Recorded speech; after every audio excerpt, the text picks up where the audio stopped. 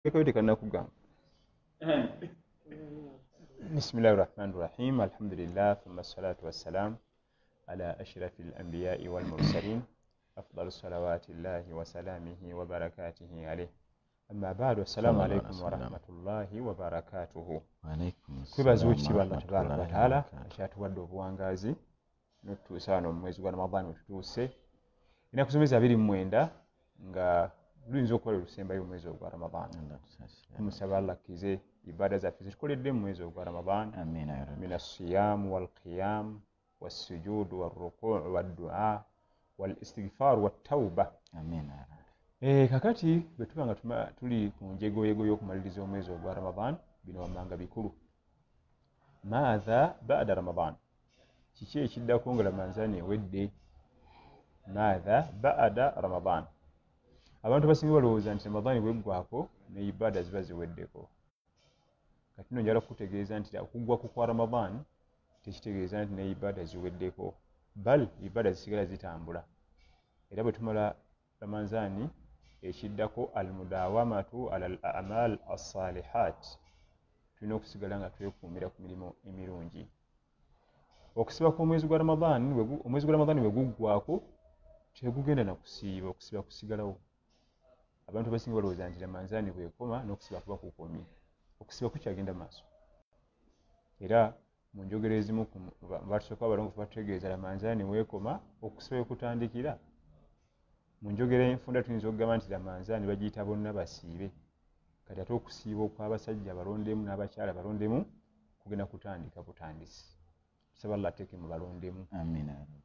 Ensonga ey'okubiri, emirimu gyonna gye twali tukola mu mwezi ogwa Ramadhan. Ramadhan tetwalako n'omu gyonna egirekawo. Okusaddaaka tulina sigala. Okuyimukako ekiro ne tusaala tugenda sigala. Ramadhan talina ibada n'emu gyetwalako mwezi gwe guggwako gwokka, so nga ate ezo ibada zisigawo. Kale nno njagadde tutandike n'ekigambo ekyo nti almudawamatu ala al-a'mal as-salihat, okuba nga twekwatira n'okwekuumira ku mirimu emirongoofu gye tubadde nagyo mu Ramadhan. Kakati bye baana baliwo, era nga mu ibada egenda okusooka kutandika nga twakava mu Ramadhan ye ibada ey'okusiiba teweddeewo. Weewale nnyo okubeeramu bonna basiibe, kubanga Ramadhan bonna basiiba. Alinamu kayimaani akatono, alinamu akawakatikati, alinamu ey'amaanyi, bonna basiiba. Tuba tugiyita bonna basiibe. Naye ate ennaku zino ezigenda okutandika okusiiba ezo z'abalondemu. Nsaba Allah nze naawe ateekemu abo balondemu. Tafadhali Sheikh. Assalamu alaykum. Alaykum salaam. Njewe Sheikh. Alhamdulillah. Amapya galuwa. Gogenda otugamba Imam. Gemulabye. Tetulina sebo. Ramadhan ya COVID. Ewomedde abasiraamu abamu neekomayo obukuumi. Masha Allah. Ebadde nzikakkamu mu mbeera y'obudde. Ebyokulya bingi Allah n'abisala ebbeeyi. Masha Allah. Ekitabangawo mu Ramadhan ziwedde. Alhamdulillah. Tweyanzanya ebigabo by'ososo tusibira Imam. Saba Allah akkirize okusiba kwaffe. Allah tugase n'ebigambo bulijjo bye mujja mutusibirira. Amen. Nammwe Allah abawe okubeera ekyokulabirako ky'ebigambo ebyo. Abantu bangi ebigambo boogera birungi nga ate abamusemberedde bamuwandaluluusu. Mutereeza wa bufumbo bw'abalala nga obwe bumulemye, nga obwe buli ku bunkenke, nga bwatuukako ewaka ewuwe miranga lataasi ya Rabbi kwesika mataayi. Saba Allah ekitiibwa buli muwalimu waawangaalira, Allah mufuula ekyokulabirako ky'ebigambo Allah byamwogeza tabaraka wa taala. Amin. Imam, tuwangalidde mwezi ogwa Ramadhan nga waliwo abakkirizibwa balye. N'ennaku zino eza sitaati tulinamu abakkirizibwa bo bazireke. Anti era kiribye tugamba nti ibada kati egenda okutandika ate empya, egenda otambula naye omwaka gwonna, ye ibada ey'okusiiba. Naam. Nsuubira abakkirizibwa okulya nga tebajja kusiiba, era ekyamulemesa butasobola kusiiba. Ate sirina banazisobola. Ekyamulemesa butasobola kusiiba, era kiba kitegeeza tajja kusobola kutambula na sitaati. Okay. Alhamdulillah. Omusiraamu abuza Abdu Nasir, emikono awatuufu giddawa Yasin Rayyan, emikono awatuufu giddawa singa mavudde ku rukuu? Sami'a Allahu liman hamidah. Ekigambo ekyo tukyogera nga tuva ku mavivi. Naam. Tumanyi tugamba nti rabbana walakal hamdu.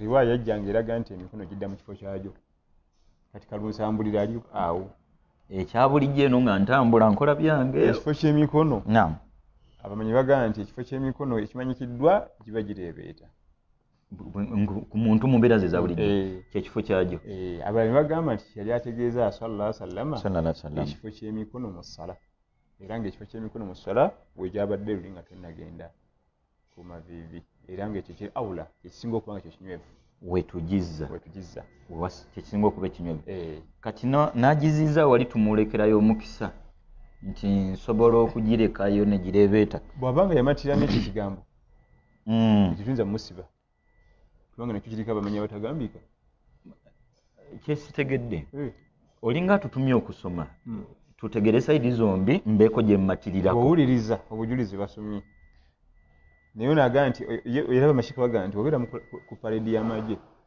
baga nti emikono gizze mu kifo kyagyo omala gakasuka abakuba gwe emigo gyakuno kituufu giba girina ekifo kyagyo buli wamu waliwo oba ovuga mu moroka emikono girina ekifo kyagyo kati ne mu ssala emikono girina ekifo kyagyo alhamdulillah tweyanza nnyo imaama Abdu Nasir aga nti ndi muvubuka omusiraamu naye nakegatta ku busiraamu nyina muganzi wange twogerezaganya ku ssimu tetuli wamu nzikirizibwa okumusomesa ebikwata ku swala yadde tannasiramuka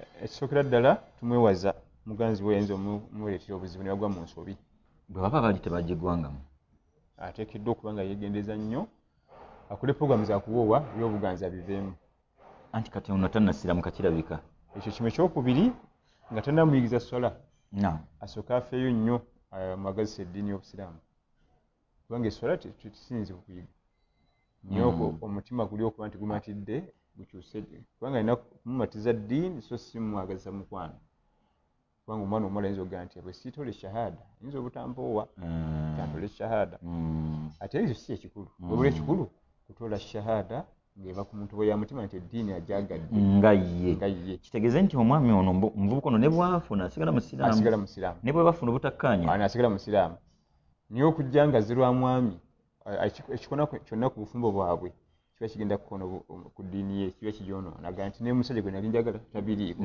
kanzireyo mu ddiini yange asooke kulwana nnyo kulaba nti amwagazisa eddiini okumwagazisa eddiini kufaayo nnyo omukyalo asiramuke kitegeeza nti omukyala alabika bw'aba yakuteeka ku puresha y'okumuyigiriza esswala asooka ajje eno mubasaala asooka asale layini asale kuba aveeri ajje eno bingi tagenda kusoma kusala kwokka byetaaga okusoma bingi mukyala nakimbugwe nno Nura aga nti can I pay sadaka on behalf of my non-Muslim mom simanyi oba zakatul fitiri gya byonna yinza okubategeeza saddaaka ate yinza okuba zakatul fitiri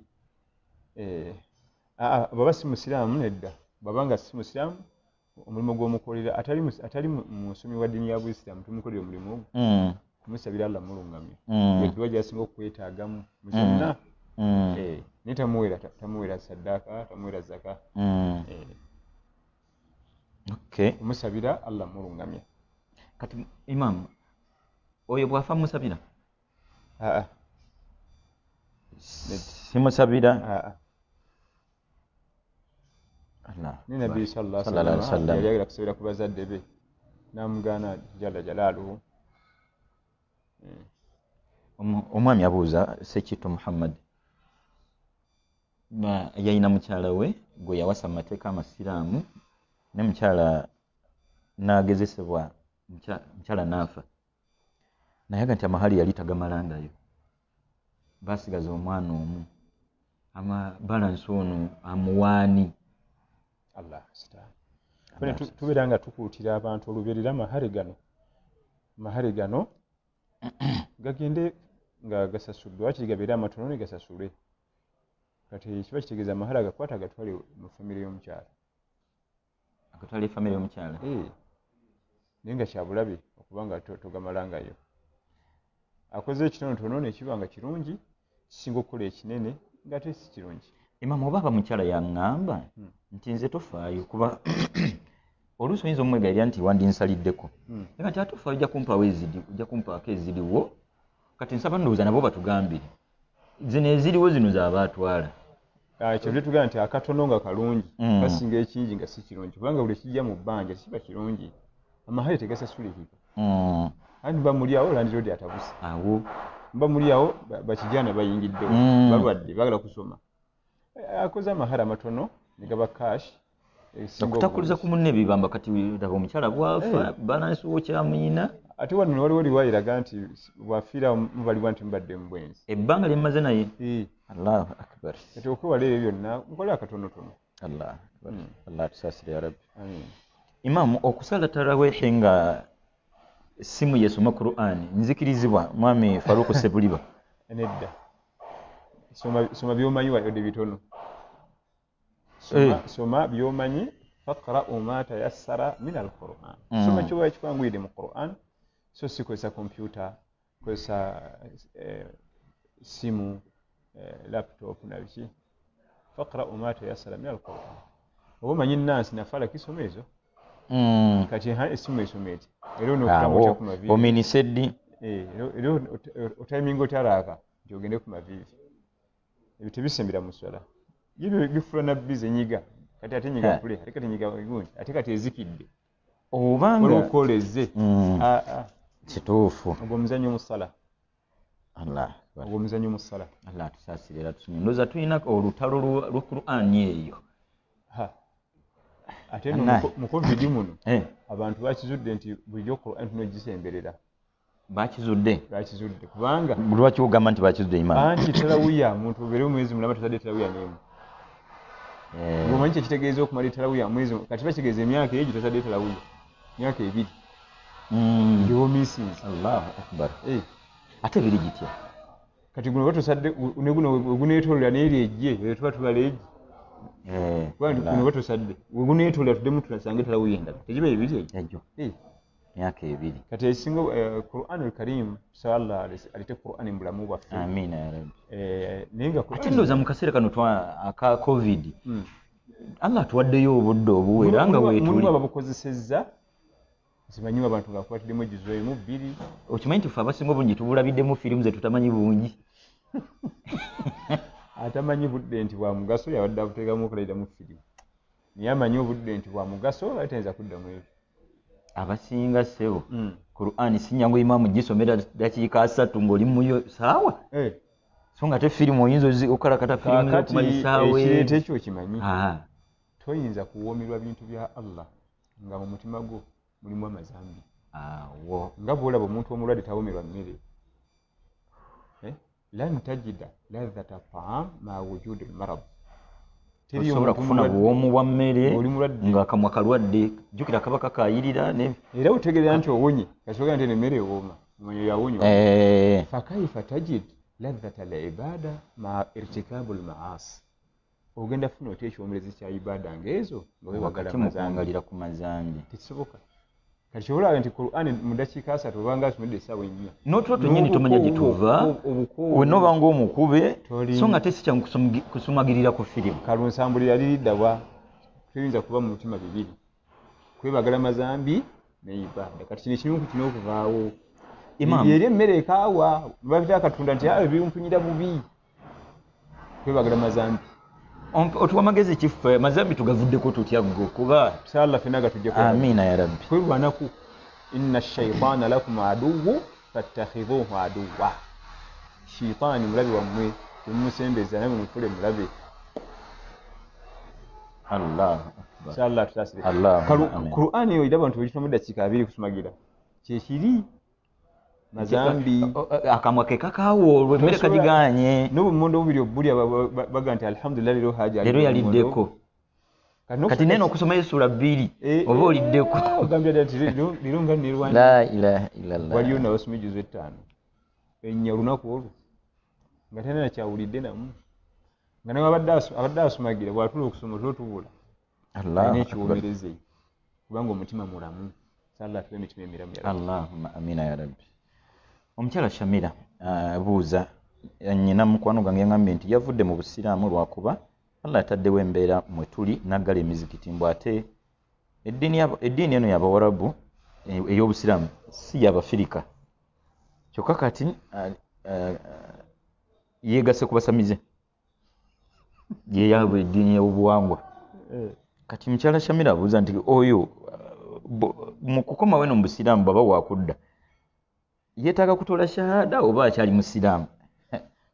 Ekisoose ekigaa nti Allah yagaddewo emizikiti kyekyamujje mu busiraamu sikitegera ensonga ki gyatuwaawo nga galati emizikiti gye anti gije nzibwenga ennyumba yange ogiŋŋaana gije akola kyayagadde era gyagigula waaba ayagalidde wonna. Ekyo kimu ekyokubiri ogaa nti eddiini y'Abawarabu ye yennyini yatugamba mu Qur'an ti inna ddiina inda Allahi al Islam. Si y'Abawarabu teyagamba nti eddiini y'Abawarabu gye mmanyi eno mu maaso gange busiraamu, yagamba nti eddiini gyamanyi omuntu alina okubaamu yenna nga yatondebwa alina kuba ya busiraamu.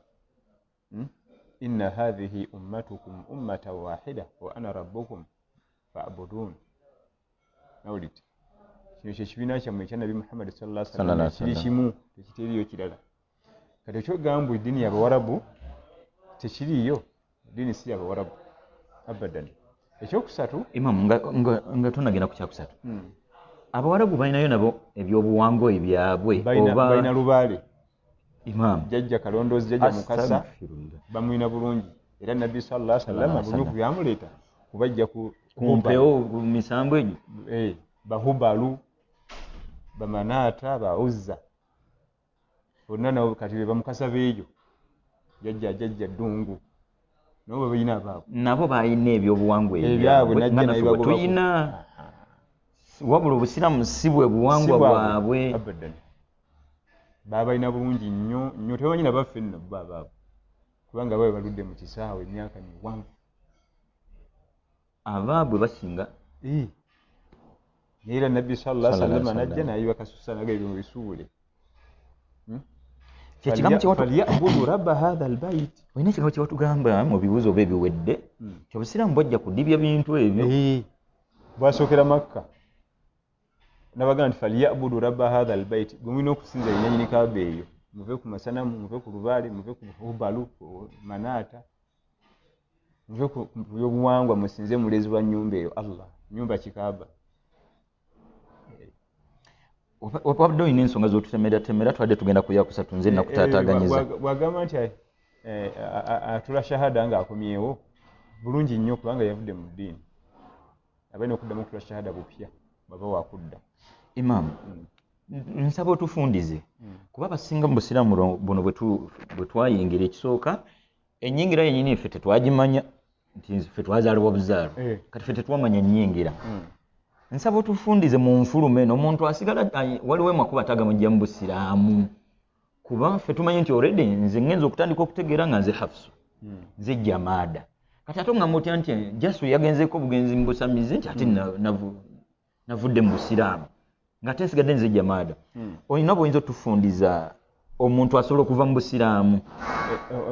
Emikisa gy'okuva mu busiraamu giri waggulu nnyo era oluusi n'obuntu bw'onyooma bukujja mu busiraamu.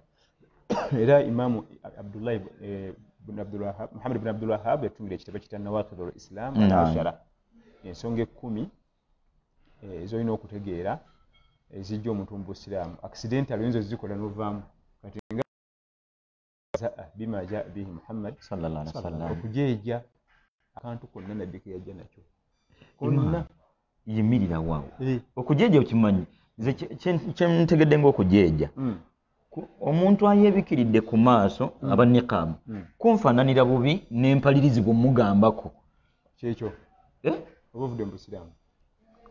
Omuntu akendezezza engoye waliwo abazikendeza boga nti naye ono naye ate yasusizza kikujja mu busiraamu ekiriwa ekyo. Imaamu olaba okukombesa owaani kale oli baka wadi si yakulaakulana dda onanga okukombesa owaani kubanga ekisooka tewali Nabbi sallallahu alaihi wasallam yajja nakyo nga kibi, tewali kiyajja nakyo nga tekifiitinga mu society ate olwedde mu baka wa Allah, tewali kiyajja nakyo nga tekifiitinga mu bayivu nti bano bayivu nnyo madiguli mangi enneeyisa bweti eba tekyabagwanira. Buli kiyajja nakyo kyonna kifiitinga mu bayivu abaalinnyayo banawomera emboona basaakola kibonna kibakwatako era buli society buli generation sallallahu alaihi wasallam okujeeja. Omusajja alina ekirevu alinga embuzi ennume khalas wabweru wa busiraamu. Allahu akbar. Imam wakyanga sikyogedde naye nga kindi mu mutima. Oyogedde ofiirinze okawulidde muli munda lalla okujeeja kyonna kiyajja nakyo. Njogedde soogedde byonna tebiina njawulo ebimu. Allahu akbar. Nze muli n'ogala kifulumya bane bupale obwo naye nga nsigaze eri munda kanzu eringa kateeteeyi. Omusajja yambala ekiteeteeyi kanzu mulinga saati naye yayitiriza naye ffenna tuli basiraamu naye la ilaha illallah. Kati ebijja omuntu mu busiraamu bingi gwe tusomesa la ilaha illallah ekigikuba ekigoza biba binene nnyo kandi Katonda bwe kati kagikuba ekigo. Nze nno mu byentegedde mu bigambo byo ekigambo busiraamu kyakusoma kuba bwe kiba kyosigaza obusigaza munda ng'okifiriza bufiirizi kati ebirevu bino naye nga kali eyo munda nti already buba obuvuddemu kakitegeeza nti abamu oba oliawo twabuvaamu dda. Ensonga lwaki atukubiza nnyo okujja dda okulinyiwalinga obusiraamu buli kaseera shahada maze okufuna wuzu ashhadu an la ilaha illallah ashhadu anna muhammadan rasulullah nole kusumidwa ya wuzu maze okwazina sokawo shahada n'okwazina kwennyini n'okwazina mujjuddemu shahada mwereere buliti tahiyatu ejjuddemu shahada buli kaseera oliniwalinga imaani yo oliniwalinga obusiraamu bwo kubanga wakati kati awo oyinza okuba waliwo byewakoze ebikuleetera obuzibu. Imam waliwo abantu ng'oboolyawo be batukema abasiraamu abamu si bayonjo kimala. Musiraamu ajja n'akendeeza empale najja agigayalira obanga mu kujooza emala emyezi egiwerako nejja yeezinga kumpi kufaanana sepulingi oba wagirabako neewetamu nekkoona engeri gy'asaala wano kafunye viivya n'empale nayo neeweta. Kati oluusi batuyambeko nabo babeere bayonjo mu mbeera etatukema. Aba atamiddwa bukyafu bw'oli so si okendeza ngoye aba atamiddwa bukyafu bw'oli n'abakyala era abamu oluusi ekikala kino kisobola okubeera ekiyonjo mu mbeera omuntu akitunuulire nga ddala anaasikirizibwa. Naye obuyonjo kirala kikulu nnyo mu umma. Mpulira nadhaafa mukama waffe sallallahu alaihi wasallam muyonjo ate onzijukiza ekyokusenya kimundoza kubijjayo obuyonjo bw'omusiraamu ko tukubirizibwa okusenya kumpi buli kiseera kyakusaala. Emirundi mingi olunaku gyolina okusenya gisuba ne mu 10. Allah emirundi gy'osenya olunaku gisuba mu 10 bw'ogendera ku sunna za nabbi sallallahu gisuba mu 10. Kimu kubikatiriza obuyonjo. Kati omusiraamu atali muyonjo otukozesa ensobi yadde ensonga eyo tetweyimiriza. Allah atusonyiwe ya Rabbi. Omwami Kigundu Hassan yabuuza nti nsobola okusibira ku hajati wange ennaku ze yalyamu oba eza sunna. Nga bw'okiri ntosobola kumusaalirako ku ssala za miisinze n'okumusibira tosobola. Ezo ibaada ziri ayin fardhu ayin ye kennyini omubiri gwe yalina ogyekolera tebamukolera alina okuba nga yagyekolera ye kennyini. Nyinayo omulimu gwe nnyinza okukolera ku munnange. Waliyo nga ng'okusaddaaka sobola omusaddaakira nafuna empeera naye swala tosobola okusiba tosobola hijja tosobola hijja osobola okukolera omuntu wo yo hijja evaamu naye olwezi tasoboka nga ye kennyini alina okukola kati ng'okusiiba n'okusaala ezo zize kennyini. Allah tusonye walla atuwa akadde akasaala nga tukyalinawo akakisa kuba bwe bateri byatusaalira ati wali yadde okutusiibira atuwuliriza era atulaba wandyerwanyeeko ng'obusobozi okyabuyina. Mukyala wa mukubirize amujjukize amuyambeko okumujjukiza okuba nti aliwa naye tayinza musiibira n'okumufacilitatinga ndowooza afune ebikozesebwa ebirungi n'okuba ng'omuwerekerako kati ayinza okuba aliwa nga lwa Mande nawe siba Mande ya sunna muwerekereko. Alhamdulillah. Onaga nti help me ask Imam Cheyune, is it okay for someone to stay reading the Quran loudly when the other is press sunna? Sahalu soma olwange terwanyikira nze nsoma biri wano. Okusoma Quran kisookera ddala kuba mu lwatu. Mpulira tetusoma Quran mu kaama ngamba kola za mawulire nti yakola kyoyo nti asoma Quran eddoboozi litereka okuba nga lifuluma.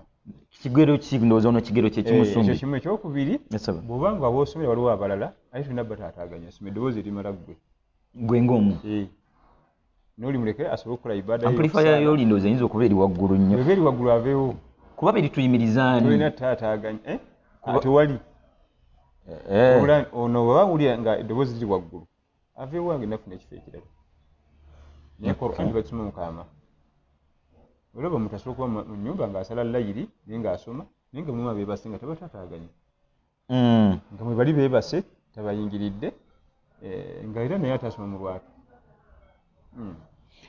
Alhamdulillah, tweyanza nnyo Imam. Omukyala Atiya binti Ibrahim, Imam bwe mba neetooloola ennyumba ya Allah jalla jalaaluhu nga ndi mu nsonga zange mu butamanya namulwa ntya era nkole ntya okukyenenya? Mu butamanya butya Sheikh yamututte abayina okuba yamugambye nti omukyala ali mu mbeera ze ez'omwezi la yatuufu bilbeit beiti llahi alharam, teyeetoolera nnyumba ya Allah ey'emizizo. Alina okuba yakimugambye.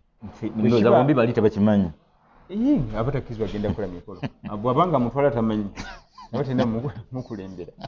Ekyo kimu ekyokubiri, bw'abanga adde akimanyi naye nga yeerabidde oba nekijja nekimusanga ali ku tawaafu, kyesimanyi oba bategeererawo oba sisimanyi, naye wabanga atategedde otegeera, wabanga tategedde nti ali mu mbeera ze nayeetoolola Baitullah, bwe munnaffe w'osinzira tulaba omukyala ali mu mbeera ze ez'omwezi teyeetoolola nnyumba ya Allah al-Kaaba al-musharrafa. Nsaba otumenyereyo ku birala ng'oggyeko okwetooloola bitamukkirizibwa kukola. Ebisinga bimanyikiddwa tubadde tumanyi okusaala n'okusiiba, essala, okusiiba, ogenda eri munne, ekyokukwata Qur'an kirimu enjawukana nnyingi naye ffe twalaba nga okugireka kye kisinga obulungi, n'ekyo ekyokugenda ku nnyumba ya Allah ogyetooloola nakyo tekikkirizibwa. Omukyala tagenda kwetooloola nnyumba ya Allah nga nyumbeera ze ez'omwezi. Emikolo emirala gya hijja oba umura gikola naye nga tawaafu bilbeit. Imam, we kinsangidde nkikola ntya? Kinsanze emirundi giba 7, kinsanze ku Gwakutaano nempulira embeera nga egize, era nange abadde mu swala nempulira swala ya rakanya nenkyulira ku raka ya 3. Nkole ntya? Ofuluma wennyini webiviiramu naye ibada eba ojagiriwa eba swala eyo bw'oliterera gy'ojja otandikirako. Abakyala abasinga takimanyi nti eswala eno eswala egenda n'etuuka n'agala akamala okumaliriza engoye ze akuzaanika ku waya alyoka asaale, agenda mu wuzu ng'ate ebintu bikyuse. Abadde amaliriza engoye okuzaanika ku waya ate bwagenda mu wuzu gy'asizuulira nti embeera ekyuse mu budde bw'eswala eyo bali baateredde gy'asooka. Imam, nsaba okituddiremu kuba abasinga tubadde tetukimanyi. Omukyala akeereya eswala kiri nnyo okuba gikeereya olw'obulimu bw'akola. Najja agenda okufuna wuzu n'azuula nti ayingidde hayyu ate kyasiba kusaala. Bw'aliba ateredde gy'asookerako okuliwa kubanga yo yayingira n'agikeereya. Ezaddako awo tajja ziriwa. Kati nono ali ku tawaafu bilbeit yeetoolola ennyumba ya Allah, bw'aba agenze mu mbeera ze asazaamu ibaada eyo naye ajja giriwa. Siga nti yali ku mulundi gwa 5 amalayo bumaze yali gibulayo nti yasigaza 2 abaddamu bupya. Anti tawaafu eringa sala bakola bakirizamu okunyumya.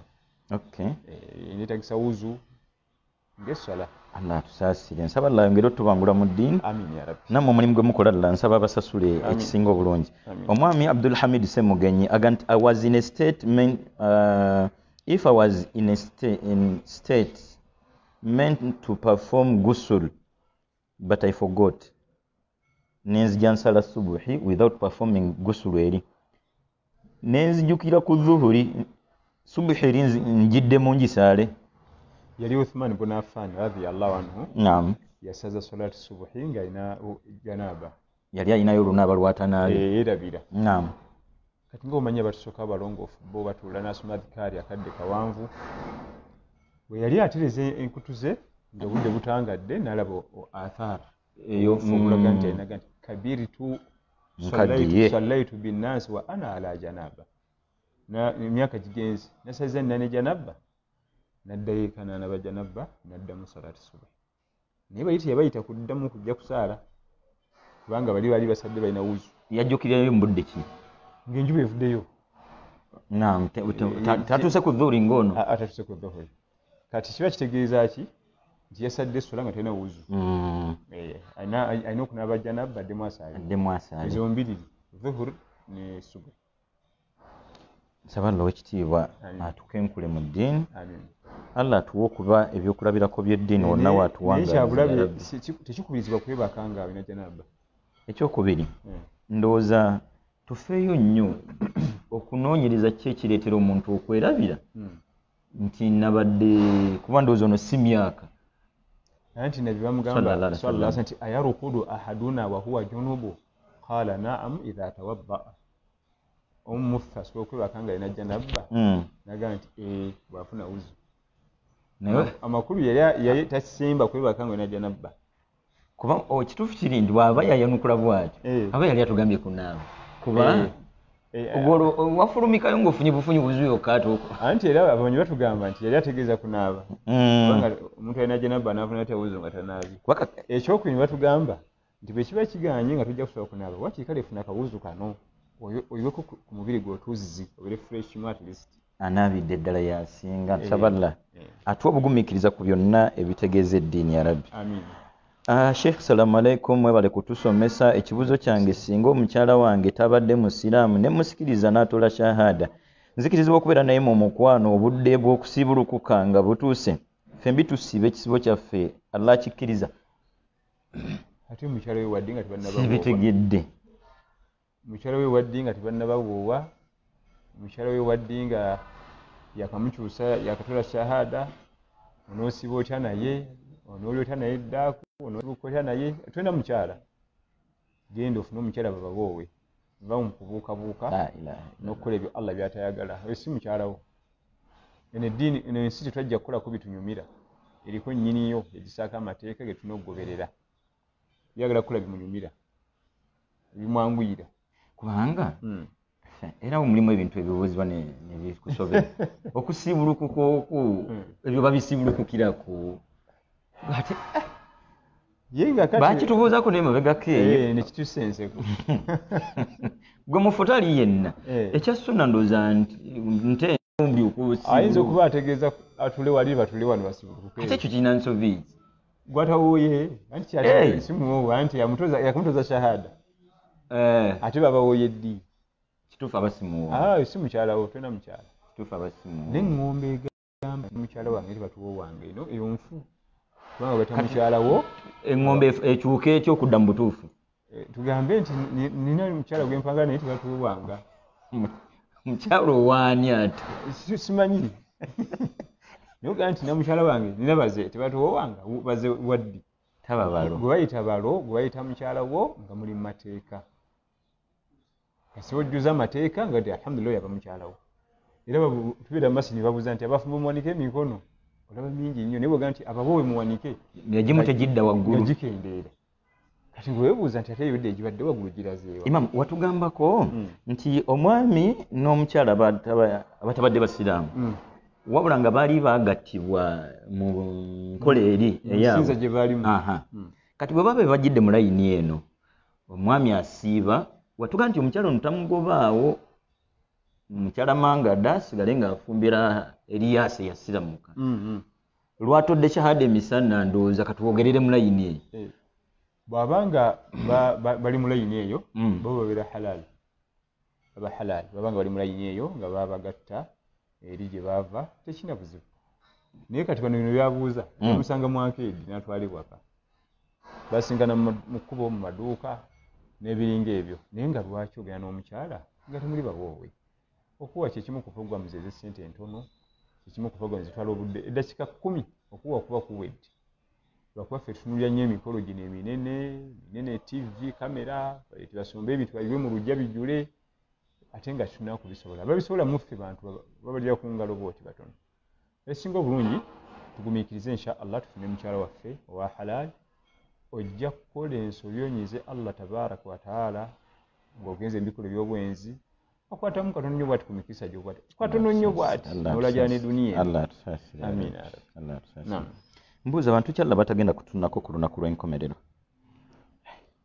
Allah batagenda kutunulako bawera Allah batagenda kutunulako olutunulako lwategeeza si lwaliiso kyembadde ngenda okubuuza nti olutunulo olwo lwe luliwa kati waliwo hadithi egamba nti la yanzuru llahu ila rajulin ata rajulan aw imra'atun fi duburiha Allah tagenda kutunula ku mwami yagenda eri mwami munne olutunula bageza nadhara rahma olutunula olw'ekisa olw'okumusaasira n'ogamba nti kale wadde ebimu byagira ngezeddizeemu ku natti afune ejjana so si ntagenda mutunulako totale olutunula olw'ekisa mulimu abantu abaami bagenda eri baami bannaabwe oba abakyala bagenda eri bakyala bannaabwe oba abaami abagenda eri abakyala mu bifo ebitali bituufu mulimu abantu bagenda eri ebisolo eddiini yaffe yasukka yeewala nnyo okukola man ata albahima omuntu agenda eri ensolo so singa ffe tukikubawo bw'okyogedde mu luganda bwe kidinde mu luwarabu man ata albahima omuntu agenda eri ekisolo rajulun ata rajulan omwami agenza eri omwami naye wano waffe abantu bakuwa gagambo bwegati kati obusiraamu kitegeeza bwansa abantu bawerako allah batagenda kutunulako so allah atukingirize ebintu ebyo yarabbi ate kima bagenda okutunulako jalla jalalo ate atunuleko n'erisa eryekisa notusaasira ebyatusobako naam imam ono abuuza nti bwe mba ne media kanayimuza zakatul fitiri mubala ekyo kimu ekyokubiri nange ataasibe yaliisa obuliisa zakatul fitiri erangi we meidi tumubala bwaba wa umma meidi tumubala bwaba wa ummatu muhammad sallallahu alaihi wasallam na bonna bawangalire wakashamba boyi simanyi ayoza mmotoka kasitaba nga weno ne wabanga sa umma tumubala naye ataasibanga yaliisa buliisa akubirizibwa okuwa zakatul fitiri kuba nazo mpeera zifuna n'okuba nti era creating emikisa eja abanaku kuba nti bafuna akantu akana babeezaawo tekina buzibu wadde tuwasiiba nga liisa wadde naye kasiba nga olimu akantu wa zakatul fitiri obumu ku bubonero bwa lailatul kadiri nti yabadde ya ggulo tusaba obutukonereko no nekiro kino ekyabirimu omusanvu kisaako essira ebisigadde tubireke nedda ebiro byonna 10 ebisembayo byonna 10 wamu tubiseeko essira byonna 10 ebisembayo kubanga nabbi yagamba al-awakhir sallallahu alaihi wasallam era kana yajtahidu fima la yajtahidu kana yajtahidu fil ashar al-awakhir yanyikiranga nnyo mu 10 zonna 10 zonna so si kulondamu 21 23 ekyo kimu ekyokubiri waliwo ebigambo ebitugambibwa nti ekiriwo ekiba kyabadde ekya lailatul qadiri mubaamu obuufu nga enjuba evaayo nga nzikakkamu ekiro ekyo temubalemu bbugumu temubamu bunnyogovu mulimu embeera ezejjana allah zaga nti la yarawuna fiha shamsan wala zamharira abantu bagenda okubangalira mu jjana teri kulaba ku njuba kubanga ereeta ebbugumu ate teriyo bunnyogovu kusabisa jaketi la yarawuna fiha shamsan wala zamharira teri bbugumu tibannange bateekeko essi baleete ebiwujjo wala zamharira barda shadid obunnyogovu obuleeta obususse baleete kajaketi baleete kakyai tugumeko mujjana tebiriiyo kati n'ekiro ekya lailatul qadiri kitera okubamu n'embeera ezifaanana bwe zityo n'ekiro temubamu bbugumu temubamu bunnyogovu naye ekyaleero kiteeka tekibadde mu byo kubanga kyannyogoze ne kisukka enkuba ekomokosa ekiro yakuno alhamdulillah sawa gituma obulungi amina imamu kati awo wennyini itikaafu ennaku ziri 10 nze akuttewo mugugu gwange ebikunta byange buli kiro nengenda nsula mu masijidi ku makya nenkera nenzirayo eka nengenda ku mirimu gyange nange mba ku itikaafu ayo gomuzannyo abatamanyi itikaafu imamu ogwo omuzannyo gwennyini tamanyi kibaita itikaafu nsulayo buli lunaku buli lwensibulukuka nenzinga emigugu gyange bulangiti bijaketi takkirizibwa kukola itikaafu kuba ntagimanyi eyo si itikaafu kyakola kirala kikimanyi kiri mu ibada onkalubiriza olw'ensonga kati itikaafu kyekyati itikaafu luzumu lmasjid kwe kwesiba mu muzikiti ng'oli ibadati llahi tabaraka wataala mu kusinza allah tabaraka wataala n'oleka byonna etandika ngenda kusoma emyezi 2 mu ramadan mpaka 29 oba 3 singa twatusiibya 3 kasa balangirira eid nawo bw'oyingira itikaafu esobola okuba yasaweji ekya oba ya lumu oba nnaku 3 oba 5 oba 10 bw'oyingira itikaafu tovaayo kakati ndowooza nze mba nkoze nnyingi nze nakola ekiro ekito bwe buziba nenkwata ebikunta byange nengenda mu itikaafu nenjivamu ku suba eba ewedde eberemu kati kyenkalubiriddwa nti kati Uganda kitegeeza tukayanira bwereere tewali yalatudde itikaafu kubenze ennaku zikulungulayo nedda si bwe tuwebeera waba agenze kulya olunaku lumu oba 2 oba 3 n'ava eba ewedde mu byentegedde ndeeta enniya y'ennaku ze ŋŋenda okutuula nti nsobola okuga nti kaŋŋende ntuuleyo ennaku zange 2 innamal a'maalu binniyaati tosobola kufuna empeera nga tolina nniya nti leeta enniya yo ku mutima nti ŋŋenda etikaafu mu nnaku 10 nja kusobolayo 2 yenno itikaafu era nga bw'ogambye babeera mu itikaafu ate ng'ali ku WhatsApp ali mu katale atunda aweereza nti bennalabako bali mu mboozi tugikoma mutwalo 2 bennalabako bali mu mboozi ng'ono atudde nanyumiza munne byonna okuva lwe bazze paka lwe bawunzika nga kaakati itikaafu si yeeyo tusunireko imaamu kati nze mu itikaafu neeyise ntya budde bwa qira'atul Qur'aan al-Karim istighfar tauba kusala sunna kusaba ibada zokka teri mboozi teri simu ekitegeeza sandigenze na simu teri mboozi teri simu abamu babeera mu itikaafu nebamukolera amasimu nsanga ku muzikiti wano wendi ne bajja nasayininga endagaano z'otunda emoroka eyo si itikaafu komedi kati tukayanira bwereere simanyi itikaafu etulirwa mizikiti giriine gino mututu kati fe abakayanira eno okutuula twandisoose kutegeera kino kyakutuula kyennyini n'okayanira ekintu nga oli ku bwennyini bwakyo bwe kiri etikaafu bulijjo tweyuza ebitogi begindi bagatetuulwa abaana abo bononefu tulina ogisoma olaba kakati nekiri ekigaa nti manigi tasala yawmul juma ma ata faka annama qarraba badana omuntu anaba ku lunaku lw'ejjuma najja faka annama qarraba badana abanga asaddase ngamiya ajja ku makya mu muzikiti kyebategeeza mu kujja ku muzikiti kwe kujja mu biseera bya duha ebisooka bisawa ng'emu kitundu n'obeera mu ibaada mpaka ebanasoma kutuba kekakwakulizo obanga asaddase ngamiya n'obeera mu ibaada sala qira'atul Qur'aan olowooza owa WhatsApp mu ngobyo mubaamu otolina ngamiya itikaafu mboozi kuba masimu kwebaka kubanga era bwe yeebaka era biba bifudde Allah itikaafu nga si nnyangu itikaafu osobola okwebakako ekiro naye ngamba ono wengamiya wengamiya kubanga anaakola ibaada olunaku lwa jjuma yalubiridde ngamiya bw'atuuse muli naye yaliira anaakola ibaada eyo alina okusobola okwebakako otulo n'atugjawo tu yeeteekateekera ibaada gy'agenda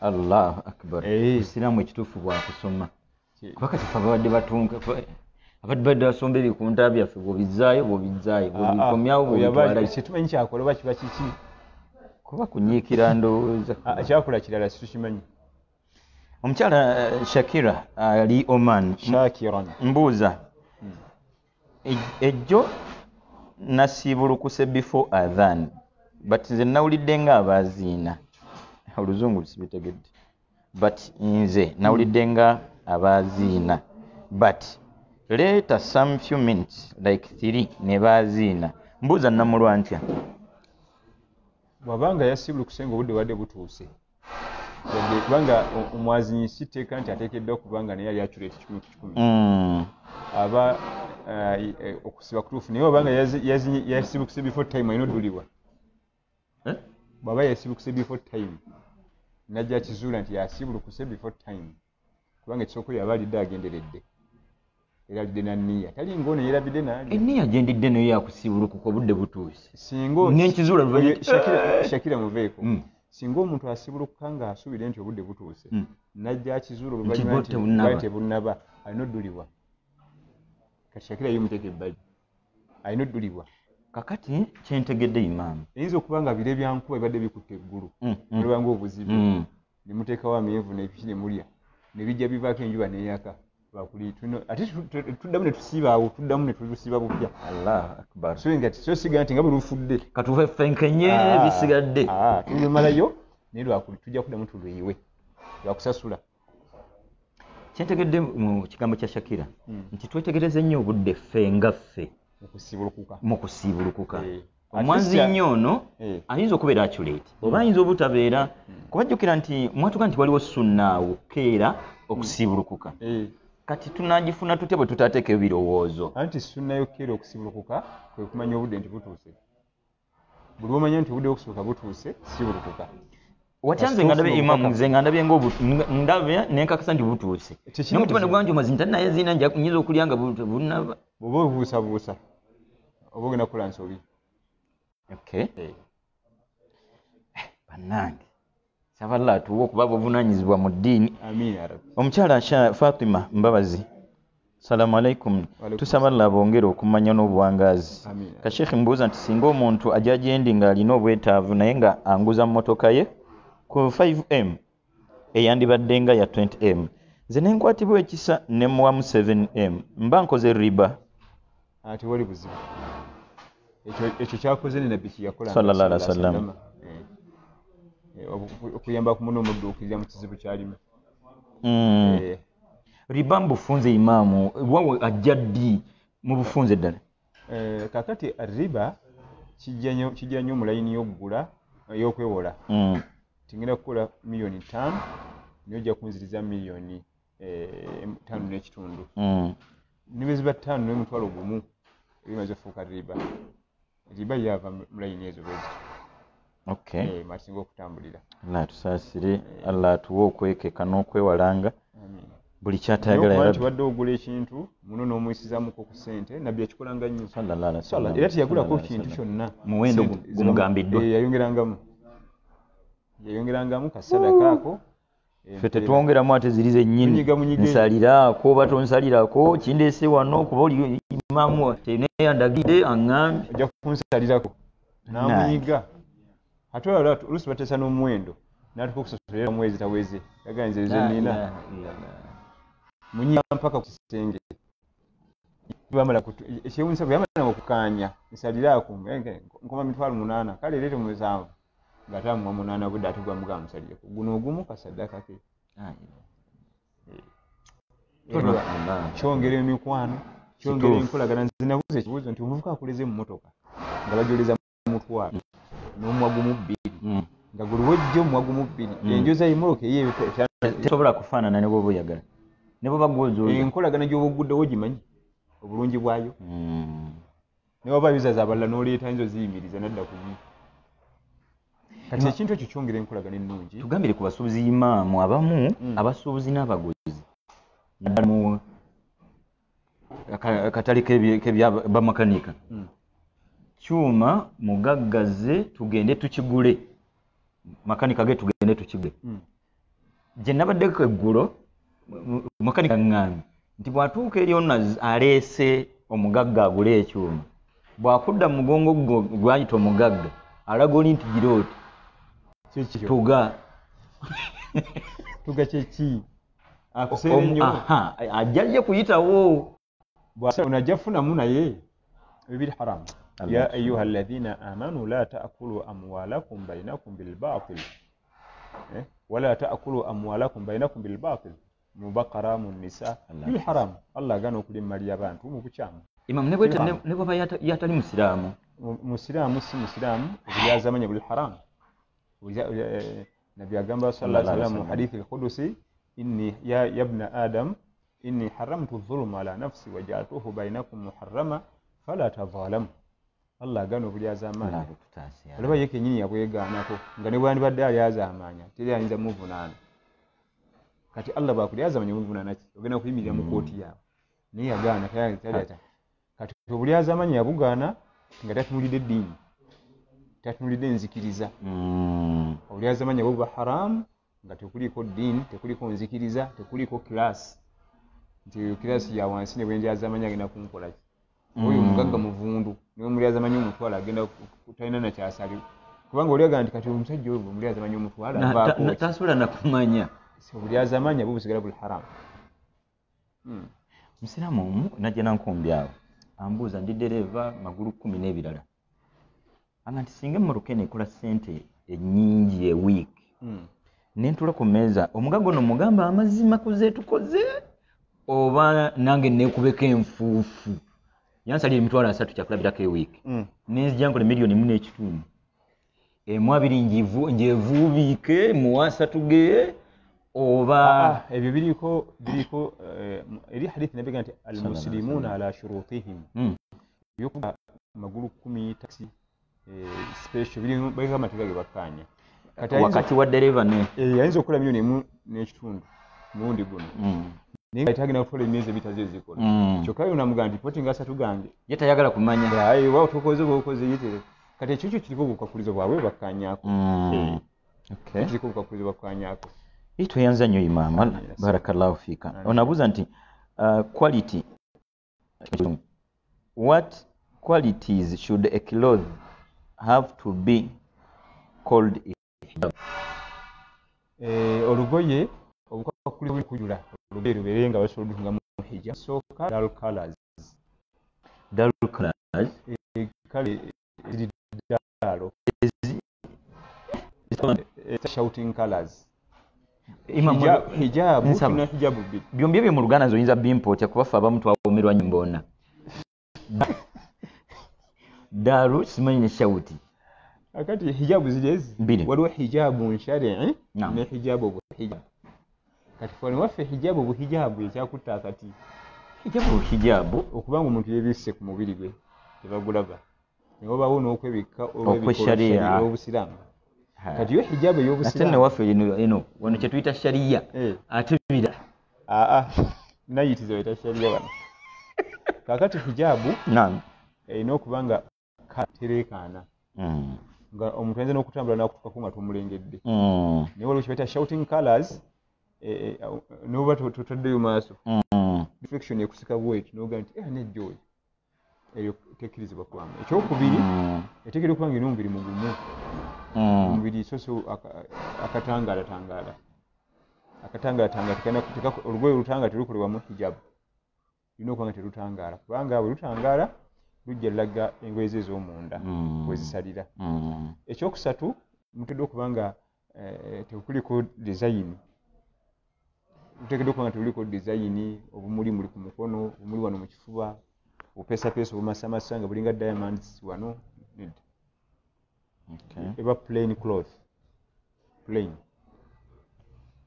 tekubamu kawoowo temubamu kawoowo ate terukwata nokuba nga lugazi nga terukwata lugazi bulungi bino byonna banne ebitubanja kutuula wansi kusoma ddiini kuba jjukira nti akadde kano ketukozesa kafunda tukonako bukonyi kati osigaza ebbanja ddene okunoonya obulambulukufu ensonga zino ng'omukyalo omusiraamu oyambale kye bayita sharia nga ddala kyekyo ekiri mu mateeka imaamu zagambye ze bayita ate oli yangamba ate ziva na Saudi kati gweyogera ki kumbe eri ze bambalanga nayiti ate nfe zibagenemu mu katale nayiti z'abali nomusana ayambadde nayiti agenze mu wino ayingidde paaka Allah tusaasire ya Rabbi Allah tusaasire era bw'ogendayo waabwe tuyinza bala banga bazambadde munnange ezo ni za wakaala bikire bulungi bbaawe munnange mukyala Sharifa abuuza nti ebigambo omubaka sallallahu alaihi wasallam bye yasibirira mama waffe Aisha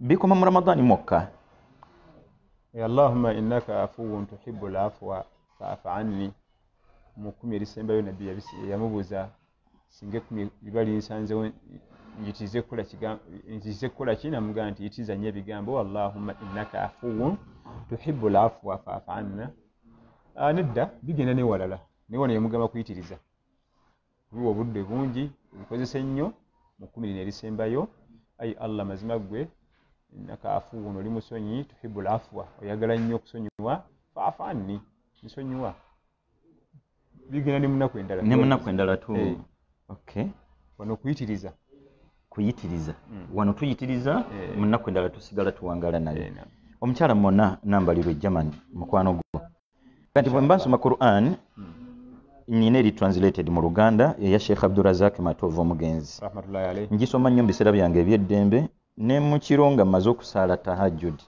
bwe nsoma aya nga n'amakulu gaayo ndoza aya nga bagoberezaako amakulu gaayo empeera nga nsomye Qur'ani asaba obeere ng'otutangazaamu ndowooza wana asoma aya mu Luwarabu lwayo then nasoma amakulu gaayo afuna empeera kakati ekisooka tusabira omugenzi Sheikh Abdurazak Matovu Musaasire yakola omulimu gwali gw'amaanyi nnyo bali tannakuddamu kulabikako mu kisaawe ky'okuvunula Qur'ani mu Luganda ffenna ate tunoonya bunafu bwe kati yali akoyesa engoyi kakati musiraamu Allah Musaasire omulimu gwe yakola tegunaddayo kulabikako waliwo musiraamu omulala Allah Musaasire akyali mulamu agezezzaako naye Sheikh Omar Juma Nsereko alhamdulillah waliwo n'abalala bangi bavunudde Allah Musaasire era bonna sitiri oli asigala n'enkizo ye Allah Musaasire na bonna Allah be yajjulula okutwalizaamu Allah abasonyiwe ne bamashekhe baffe abala bagezaako okuvunula Qur'an nga Sheikh Nkata oyo wa audio ekyo kigambo mwanange kye yakola kuwandiika Sheikh Ismail Nkata mukaddafu kakati kirala empeera azifuna kyekuba nti osomye Qur'an al-Karim nga tovudde n'otava ku aya nga tonnategeera makulu gaayo empeera nsufu obungi empeera nsufu naye wabanga manyi osoma mu Luwarabu so si Luwarabu Luganda anti olaba osoma mu Luwarabu Luganda n'Oluwarabu lwennyini wano olwo gy'osanga n'Oluwarabu n'Oluwarabu Luganda wano makulu kati onasoma no mu Luwarabu wano ono onasoma mu Luwarabu muzira asoma mu Luwarabu nga ddala lwerwo gy'okumugisa omulungi n'ogitereeza n'empeera nze nno ndi omu kubawala na Luwarabu Luganda oyo ndi mwalanyi waayo mulungi kuba kati omuntu aliba aliigadde atta makharijul huruf afa atazibunna mudu nawe kenyini ate biri akuleetera obijjirako ddala ebirowoozo kati n'olaba nga ali ku bino kati nze mbulya gunno n'ogisoma otya mu Luwarabu Luganda kisoboka ekhfa zimuduudu byonna obisi inshallah tuwe kuyiga okusomera ddala Luwarabu Imam kati nona asomya amakulu gokka Luwarabu talumanyi kuba bamu tuli bakicwale nojja ofuna ey'Oluzungu ya Sheikh Yusuf Ali nange wano mu kusoma amakulu gano nfuna empeera kati nze bwenewunyiza akicwala balulidda wange osobola kusoma luno Luwarabu bane akicwale obwandi wadusoma bulungi nze asoma Luwarabu bwempita akicwale si oyo we wamu Saudi wafona Uganda actually yaleeta Yusuf Ali bigambo bya dictionary sime dictionary nga tokiwulira empeera zifuna bonna bafuna empeera naye asoma mu lulimi Oluwarabu teyenkanika ate nno bwajja naba nga teyakutte ne mu mutwe bano bona tabamanyi akutte mu mutwe ate yo naye kirasi ndala ffenna tuyayanira kisinga bulungi nga bwasoma kichwale werwaneko n'Oluwarabu olusome lusoboka ndowooza Imam akichwale ono muzibu okusinga Qur'ani kyemmanyi physics asaaga chemistry asaaga gamba buuza akunze wano nze ompa Qur'ani otampa chemistry kituufu ompa Qur'ani otampa biology kituufu ekisooka bingi bikyuka naye Qur'ani bwe mba nakwata bakara yange yeyo terikyuka niweta myaka emeka bakara yeeyo saba Allah tusaasire Allah atuwe okwerwanako mu buli kyonna ekitegeeza eddiini naddala ekitabo kya Allah tabaraka wa taala mukyala Hanifa Nalule afaananya okuvaako mu mbeera kibuuzo kyalabika kibuliza ebbanga ninduza alwawo tugoberera Qur'ani ogisoma nga ndi mu nsonga zange nzikirizibwa era tukyogerako wano ndoza alwawo kiriko ebigambo bingi mbamanyi kitwasinga okulaba nga kyekisinzeko obujulizi soma eri mu mutwe ekitabo tokikwatako wallahu alam soma eri mu mutwe ekitabo tokikwatako essimu terina buzibu kubanga essimu nsome eri mu mutwe oba nsome ey'essimu wabula eri bagita hard copy almusafu sharif gireke bubaka kiyimamu nga tuwunzika eri abatulaba okusiiba kwa bonna basiibe kulabika nga kukomye kati okusiiba kw'abalondemu kwegenda otandika tusaba Allah ateekemu abagenda okubeera mu balondemu Allahumma amin Ramanzaani terina kyegenze nakyo n'ekimu Ramanzaani tetwala kusiiba Ramanzaani tetwala Qur'an Ramanzaani tetwala kusaddaaka byonna ebirekawo tusigale nabyo tubikweta mavumbavumba tugende nabyo mu maaso so si Ramanzaani weekoma naye webikoma ezo ibada zisigalawo ng'era zikyagenda mu maaso bwe bubaka bw'ensibiri Imam Sitati zammwe oba naffe anti kyebudenga nti okusiiba kugenda tutandika butandisi kati Sitati zino abasinga yaganize zannema zingoya kumanda okusobola kutandika okw'abantu abo Allah bye yalondamu n'ateeka mu baddu be tumusaba teeka embaddu kyabbeeyi ki ekiri mu Sitati imaamu obanga asibye omwaka omulamba wanje obanga asibye omwaka omulamba mu nnaku mukaaga ezo asatu mu mukaaga bw'ogattako omukaaga oba osibye ennaku 366 Allah zaakuwamu kakati ndoza kiri eryatulabira ennaku zina 29 oba 3 n'omukaaga bye 366 ndoza kiri eryatuwuliriza empeera ayagala za mwezi gumu oba ayagala za mwaka ani atayinza fenna tuba twagala za mwaka inshallah obake obwabakamaabo sibo twebaza nnyo ttiimu ya Thuraya Islam Media olw'omulimu ogwegenda maaso n'okuweereza era nga kati tuli mu kaweefube kuzimba Thuraya Production House bi'awnihi tabaraka wa taala an qarib okukwatizaako kikulu nnyo ku ttiimu eno okuba ng'ezimba Production House. Wassalamu alaikum wa rahmatullahi wa barakatuh. Wa alaikum assalam wa rahmatullahi wa barakatuh. Eyanza nnyo Imam.